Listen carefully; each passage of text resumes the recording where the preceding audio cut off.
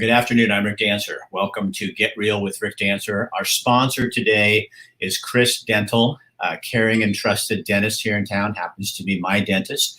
Also is one of our sponsors. I called Michael. His name happens to be Michael too, Michael Bratland. And this morning and said, I'd like to do this show with Parrish and Tina to talk about Michael Bryson. And he was quick to say, let's do it, Rick. We need to get the word out and find this young man. Michael is a great dentist. He's an awesome guy. They just remodeled their whole facility, and it's so nice. And of course, in this time, they're always looking for more clients because people are a little nervous to go places. But when you look at the video we did on what he does to prepare you, COVID could not survive in his dentist office, I promise you. So anyway, you might look him up, CrisDental. The way we do this show is, you guys, you love our content. The only way we can do this is if we have sponsors, and the way you can pay them back for this content is to do business with them. That's how we work. We all help each other in times like this. And so today what we're going to do, let's go right to the topic. We're going to talk with Parrish and Tina Bryson, Michael's parents. Michael's been missing. Well, let's just bring him on and we'll have this conversation. Okay, there we are. So why don't you, okay, so obviously we know who Tina is, and then we know who Parrish is. How are you guys doing? As well as can be expected. Tell Pete, Michael disappeared. Tomorrow will be what, a week or? 2 weeks. 2 weeks tomorrow. 2 weeks. Oh my God. And you guys have been out every day looking for him. Yes, us and about, I would say, an average of 60 to 100 volunteers every day, except for yesterday. We asked people to take a day off to regroup, refresh, recenter, however you want to say it, because we want people to be on their game when they're up here looking. Where are you specifically looking now? Because it seems like you've gotten a lot of places around where he's last seen. Where are you looking now? We've got eyes and ears basically all over Eugene, Cottage Grove, metropolitan areas. As far as up here is concerned, we are still searching the roads that go from Hobo Camp up over Hills Creek to Oak Ridge, the road that goes over towards Highway 138 to Glide. All of the real close roads, and then we've got people that are just beating the brush. So what can you talk about? Somebody did this, something went wrong. Yes, Michael did not walk out of camp on his own. Which is the original story. Correct. And even at this time, I don't even believe the time frame, because we've been told from other witnesses that he might have been out of camp Tuesday night. So really, we don't know anything. We're basically just going on our gut feelings, any kind of intuition that people have. I don't care where the info comes from. We're going to chase it down. And that's basically what we've been doing.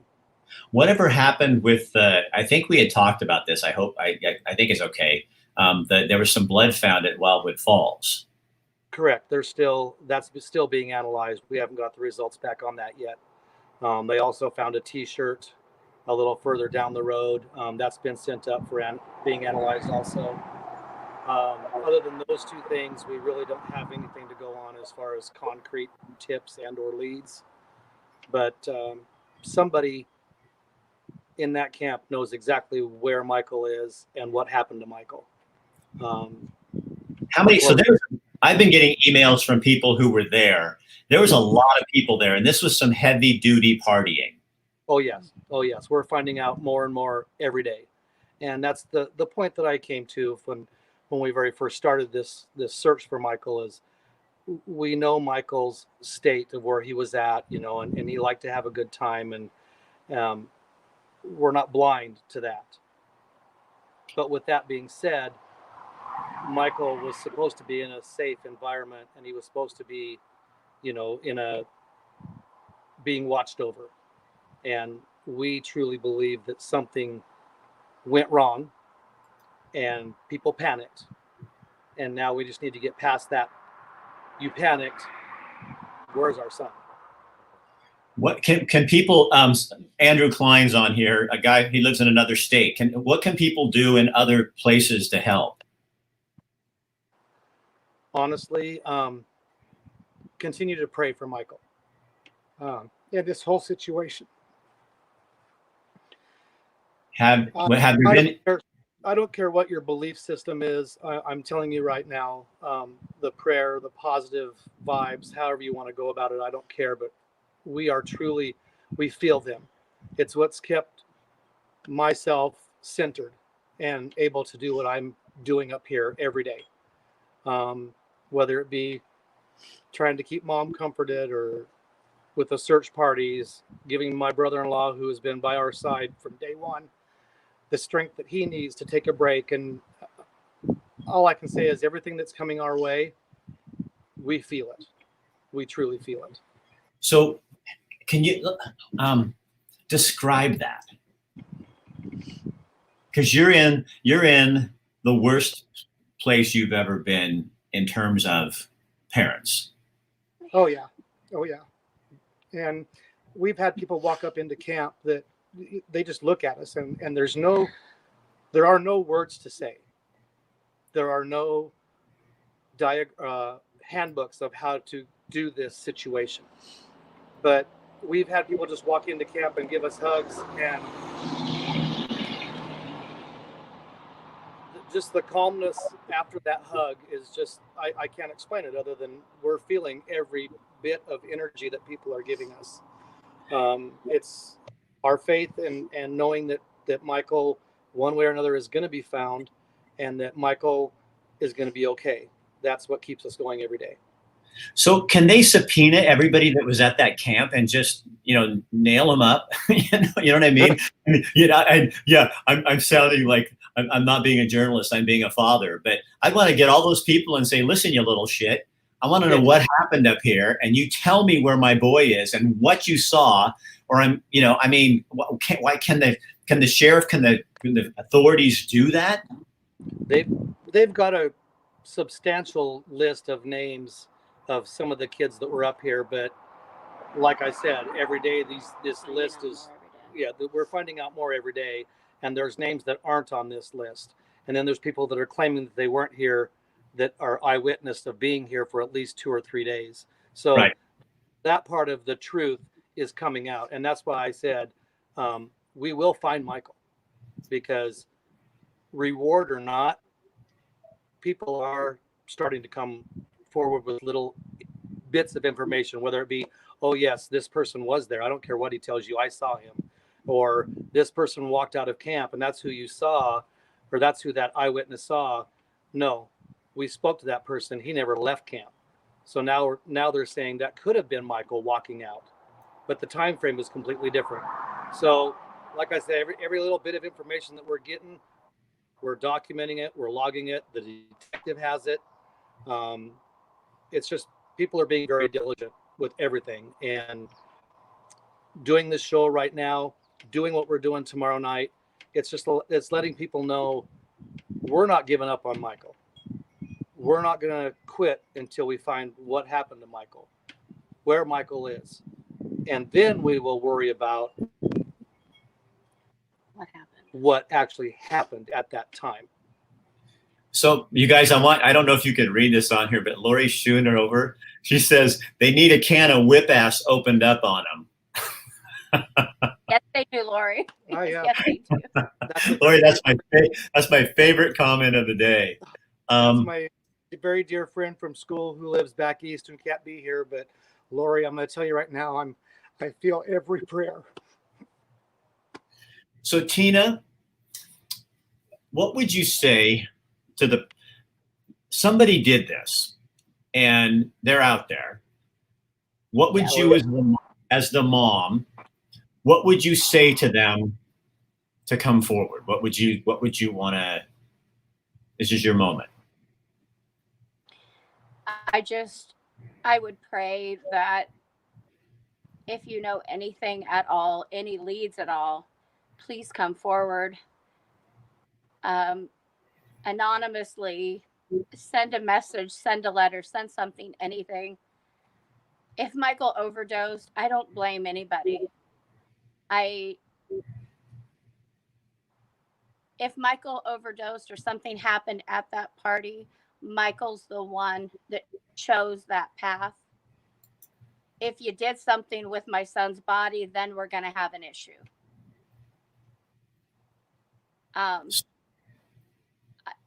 Can I ask you like a question? Can I ask you kind of a hard question? Yeah, Sure. Do you think Michael's dead? I'm going to tell you that in my gut, I do. I think Michael's gone. Right. And that kind of goes with the comments that I'd made earlier, Rick, with you as far as Micheal being at peace. We will never give up on Micheal. We pray for a miracle every day. But if Micheal is no longer physically with us, he's at peace. I know my son's heart. He's got mama's heart.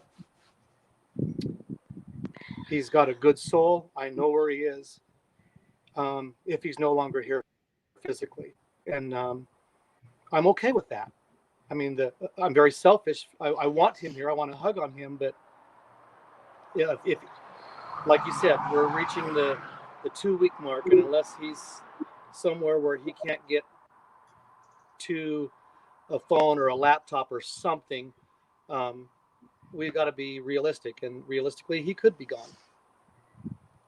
And I was telling my wife after our last conversation, because you guys were talking, and I said, I thought, Parrish, that was like one of the most powerful things I've ever heard in my life. Is Michael's struggled for a lot of years with drugs and alcohol, and hasn't been quite able to find that peaceful place. And probably because, from what you two have said, he has a very tender heart. And people with tender hearts often get crushed really easily. And when I told my wife that you said that, if he's gone, he's in a better place, and he finally found that peace, maybe. Well, he did if he's gone, but he found that peace. And I just think that is such a great thing for all of us to remember. And it elevates you and both of you to a place. I just think that it's super powerful. And I don't know, I'm just bubbling, but it means a lot. And I think to people who are so tired of all that's going on in the world right now, to line up side by side with you guys and help you through this, you're giving us, and totally in a selfish way, but you're giving us something to have hope in. And you know what I mean? I think that Micheal he's doing something he never thought he could do, maybe, is bringing people and bringing a whole entire community together who didn't even know him. And it makes us feel again. You know what I mean? We're feeling something. Everybody out here feels your loss. And they understand in their heart, they feel like, oh my God, if that was me. And it's not, and again, I'm not one of those guys, this is not why it happens. I just think it's pretty interesting that you guys, you're at a moment in this place where we really need you and Micheal too. Yeah. We had a lady come into camp today that brought ice up to us. And with that being said, I'll go back to that. Please don't bring any more ice for a while. We are covered with ice. Supplies wise, we've got everything we need. And we are very, very grateful for that. But I had a mom come up and delivered 10 bags of ice this morning, and we talked for a few minutes. And she's from the area, and she partied up here when she was younger, and she asked how mom was doing, and I said, as best as mom can, and she's like, I'm a mom of 2 boys. She says the connection that a mom has with her boy is just like what a dad has with their daughters, and she says, you're never going to understand that, Parrish.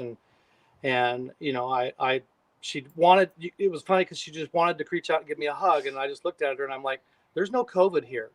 We have prayed COVID out of this camp. And she's like, oh my word, and she just ran over to Tina and just gave her the biggest hug. And they had their mom moment for about 5 minutes. And I tell you what, Yeah, as a dad of 2 boys, I'm important in their life, but my wife is mandatory. Yes, exactly. A mom and her boys, and I feel sorry for the person if they don't come forward and you find out. Oh yeah. Oh yeah. Not you, Parrish. I feel sorry for him if Tina finds out. Oh, no, I'm telling you, we have met some beautiful people out here, and I got a real quick story that's I want to end on a positive note, and that is, we've had a young man out here every day since Michael went missing, and his mom lives back east, and Tina and her finally connected yesterday when Tina was driving home for a little bit just to make sure things were okay at the house, and they talked for a good hour on the phone. And when she came back, she's like, hey, he needs to call his mom. So we took him up where we have cell service, and he called his mom, and the first thing she said was, are you okay? And he's like, Mom, I'm in a camp with a bunch of rednecks that are armed. I couldn't be in the safest place in the world right now. I am totally fine. So, Hey, real quick, we got 2 things I want to ask you. One is, how is your daughter doing?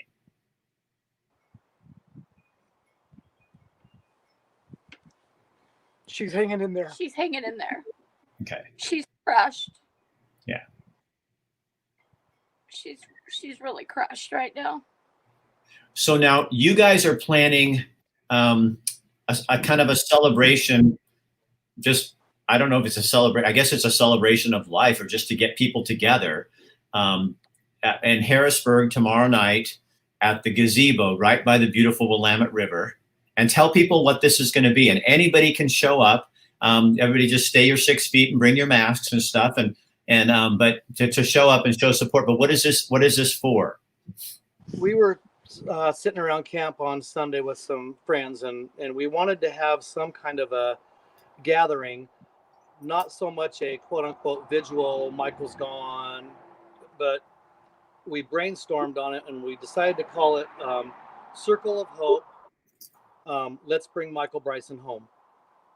And there are thousands of people that physically cannot be here, and we understand that, and we wanted to have a place where we could get together and let them know how much we appreciate their prayers, their thoughts, the financial donations, the supplies. I mean, we wanted them to be able to come together and just have a moment with Michael.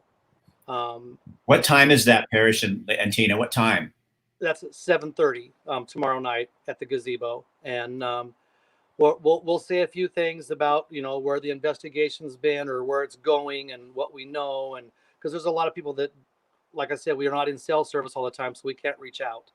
And we just want people to be able to gather, and just like I said, the power of prayer. I mean, it's going to move some mountains in the next few days. I truly believe that by Sunday we're going to have some answers. Somebody on here is writing, it's a really long one. Ashley, I'm going to take it down just because it's so big. But she's basically saying, you guys need closure. You need to know what happened. And I think any parent can understand that.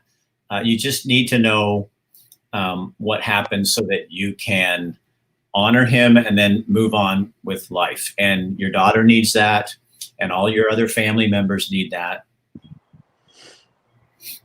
Yes, exactly. And like I said, at this point, I'm not pointing fingers. I'm not laying blame. I don't really care what happened. We just want Michael back one way or another. Are you guys going to have this live on Facebook? Somebody's asking, Barbara's asking, she lives out of the area and won't be able to be there. Is there going to be a live feed from there? Do you know? I have... Rick, I'm learning this stuff first time. Yeah, with you guys, Michael, now Parrish and Tina have been learning. We've been teaching them about high technology here. So that's probably not going to be something, but there will be pictures and stuff like that coverage, and maybe a station or something will cover that for you. Yeah, someone is going to be there that's going to, I'm sure that will do it for us, but I have not asked anybody to do a Facebook Live thing, because that's just beyond my comprehension right now. Well, and you got other things to do. Somebody wants to know, how old is your daughter? Krista's 29. Oh, yeah. They're very concerned about her. Yeah, and they should be. Working on a Facebook Live. So people, Tara Lee Cook, is she someone with you guys? She's working on that live. Do you have access to social media accounts? Are you able to log in and read his messages? He didn't have his phone with him. Jason, he was also at Hobo Camp, which is it's down past Dorena Lake out of Cottage Grove. Right. Yeah. So, what else do you want to say? Honestly, Rick, like I said before, there's really no words, but we have a good group of people that have been out here and supporting us daily. That has given us the strength, like I said, to continue doing what we're doing. And again, the reason we're doing tomorrow evening is not a quote unquote memorial per se. It's more of a let's keep Michael's face, name, everything about this up front where everyone's thinking about it, because I truly believe that we are going to have answers, like I said, by Sunday. So all you folks out there watching this, you're doing the right thing right now. A whole bunch of you are tagging your friends in this. So one of the things you can do for Tina and Parrish and Michael, and can I ask your daughter's name? Is that private or? Krista. And you could do for Krista is to share this on your page, so that you never know when somebody's going to be out there and say, wait a minute, I remember Brian was there, or so-and-so. You don't know how you can be accidentally the answer that these folks are looking for. So you share this out there. We can do what we can do, and that's to share this.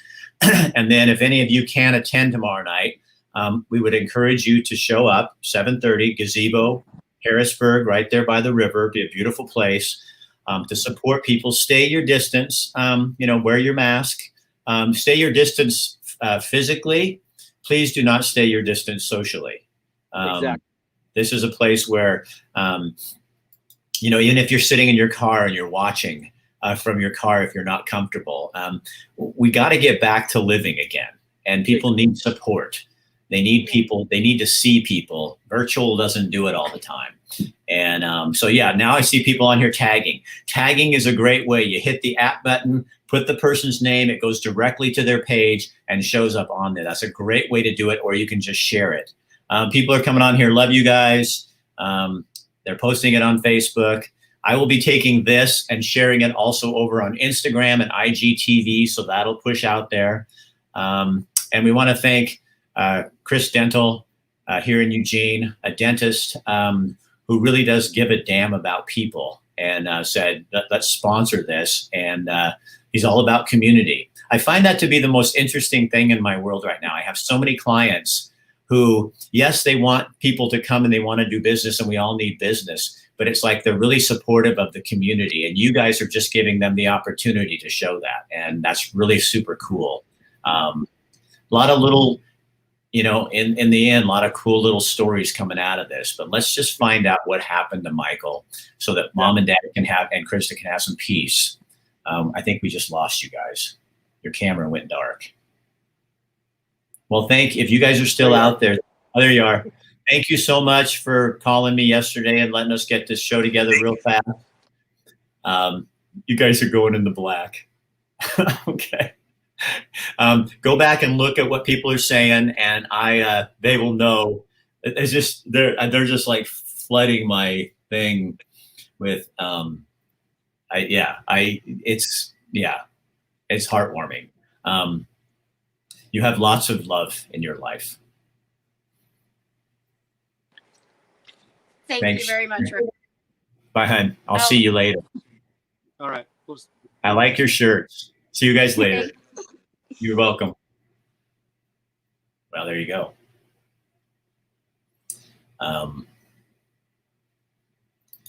That's how a community works. Did you know that? You heard him say that they feel your prayers and your support and your love. So keep thinking about them. If you can attend tomorrow night to show them, that would be great. If you can just write on their page, there is a page, Micheal Bryson page. You can go on there and just write your feelings to the family. They'll hear that. Yeah, Nicole, it is heart-wrenching. It really is. And yeah, can't even imagine. So again, I want to thank Michael Bratland over at CrisDental for sponsoring the show today and having the guts to say yeah when I ask him. And so if you're in the need for a dentist and you want somebody with a big heart who gives a damn about the community, go see them. They need your help. I mean, we all need business, and that's just how it works. Okay, I'll leave you alone. So coming up tonight at 4:30, Elements Health Clubs here in Eugene sponsors a show a month, 2 shows a month on local businesses. And we're going to take you to a young man and his wife.